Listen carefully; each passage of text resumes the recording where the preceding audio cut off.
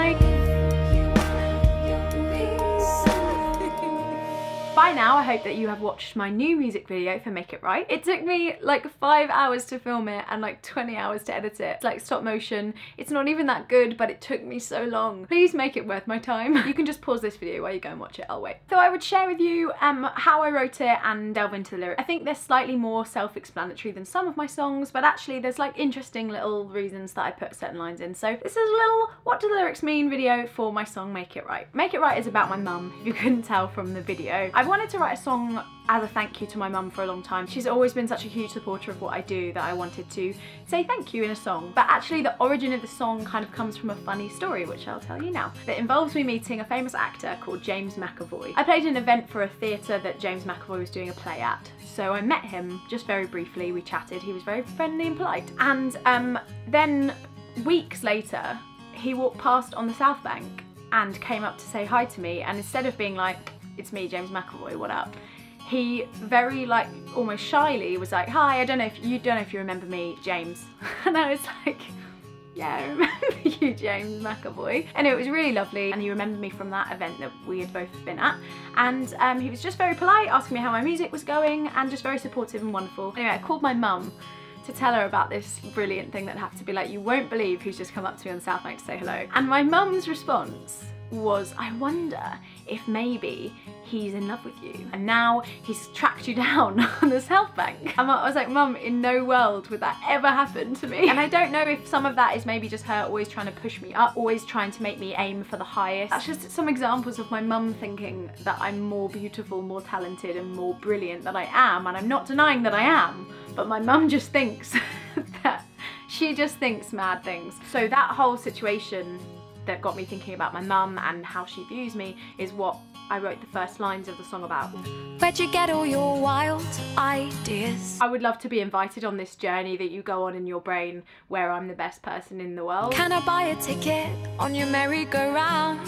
Following on from that, I used this analogy of her always having her head in the clouds. Must be nice living with your head in the clouds. My mum has really curly hair, and when I was a child I used to draw clouds and my mum's hair in exactly the same way.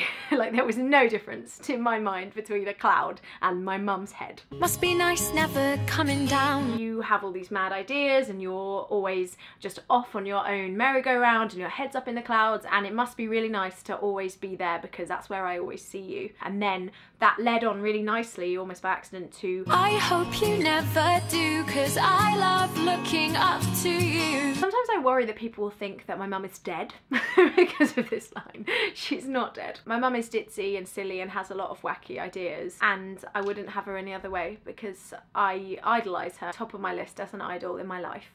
So that's why I put that line in about looking up to her. You think the world is turning just for me?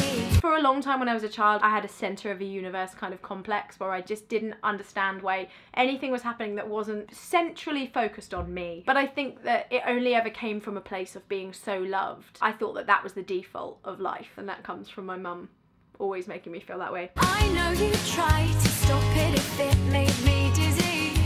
I've always been so grateful to my mum for just being so self-sacrificing. Like everything was for us, my two brothers and me growing up, and I guess now I'm getting older I'm just like, you did so much, in awe of how she would just do anything for me and my brothers. There is no black and white, just multicoloured, endless light. I think I always give quite a positive vibe off, and you know that I had a very, very happy childhood, and there's no denying that. But everyone in their life and in their family has their own complications, so I won't share too much, but there are things in my life that have not always been very happy. I remember just feeling comforted by my mum basically explaining that even though everything is complicated, it's also shrouded in love and understanding and compassion that you can give to it. So you need to be your own light, and that's what I've always tried to do, and I feel I learned that most from my mum. She approaches every situation and every person with kindness and fun. That is like her own multicoloured endless light that she brings to people. Nothing is wrong, 'cause you make it right. Nothing is the end of the world because it's always fixable. My mum will always fix it. Where'd you get all your wise words? Going back a little bit to the black and white multicoloured endless light thing, it's just like she's given me so much great advice in my life that I've just always been like, How do you know? How do you know everything? Where'd you get all your motivation from?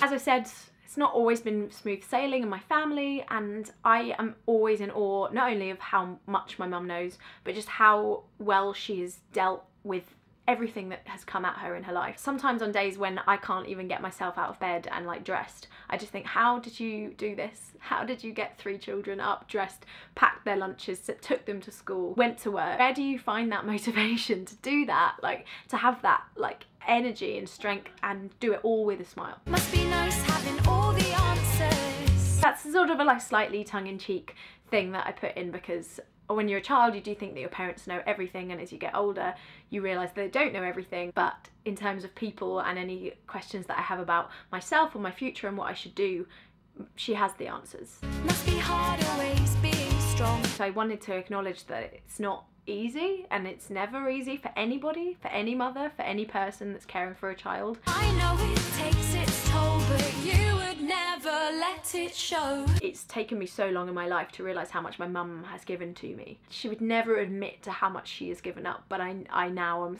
more and more starting to see it as I grow up. And then there's another chorus, and then it goes into a middle eight. I know someday you'll need someone to turn to. I went through my sort of whole childhood of just being like, I am loved, and that is the default. I expect that always. And now as I've gotten older, I feel that unconditional love towards my mum, and I feel like you don't have to do that anymore. I'm gonna look after myself now, but also I can look after you if you need. I hope that I can do the same for you. I'm fully functioning as an adult now. Still need to call you sometimes, have a little cry, maybe my boiler's broken, what do I do? You could also call me, and I might be able to help. Beat all demons that you fight. I'll make it right. I put that in particularly because I went through a sort of phase of feeling really not very confident in myself, and I feel like my mum had to sort of retrain me in my confidence and my self-confidence, which she would always do because she loves me and she always pulls me upwards. I guess I just feel like now that I have that knowledge that self-confidence and self-worth is such an important thing, and if you lose it, it's really hard to build it back. That's sort of like my own personal demon. Now I would like to be able to give the same to her. I would like to be her support network in anything that goes on in our lives together. It was a lot of fun making this video. I hope that you enjoyed it. I hope that you enjoyed this little analysis. It's a bit samey, sorry, it's just kind of like love my mum loads and she's great. I hope that whoever it is that makes you feel loved, it doesn't have to be a parent, a guardian or a partner, or even your own children who have returned that unconditional love to you. It's a beautiful thing, and it makes you important, and you are important, and that's it. Bye. No, nothing is wrong, 'cause you make it right. It's my mum. She's ringing me. Hi, Mummy. I'm good. How are you? No, I want to go about everything. Shit. Smudge. Come on, man.